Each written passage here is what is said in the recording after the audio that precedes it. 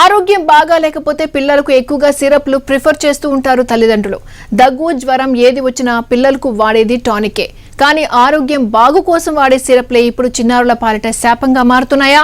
వారి ప్రాణాలను తోడేస్తున్నాయా? అవును, అదే నిజమని తేలింది. ఆఫ్రికన్ కంట్రీ గాంబియాలో దగ్గు మందులతో 66 మంది చిన్నారులు మృతి చెందడం ఇప్పుడు ప్రపంచ వ్యాప్తంగా కలకలం రేపుతోంది. భారత్లో ఓ కంపెనీ తయారు చేసిన సిరప్ల వల్లే గాంబియాలో 66 మంది చిన్నారులు మృత్యువాత పడ్డారని వెల్లడించింది ప్రపంచ ఆరోగ్య సంస్థ. పలువురిలో కిడ్నీలు దెబ్బతినడానికి ఈ సిరప్లు కారణమయ్యాయని పేర్కొన్న WHO ఈ మందులపై ఇతర దేశాలకు అలర్ట్ జారీ చేసింది. భారత్లోని హర్యానా కేంద్రంగా ఉన్న మైడెన్ ఫార్మాస్యూటికల్స్ కంపెనీ పిల్లల దగ్గు, జలుబు కోసం 4 సిరప్లు తయారు చేస్తోంది.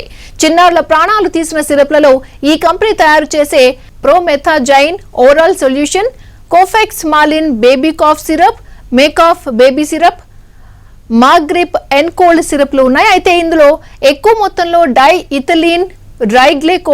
ఇథిలీన్ రైగ్లికోల్ ఉండటమే మరణానికి కారణమని తెలుస్తోంది. వీటి పరిమితి ఎక్కువైతే విషపూరితంగా మారుతుందని మెడికల్ ప్రోడక్ట్ అలర్ట్ లో స్పష్టం చేసింది.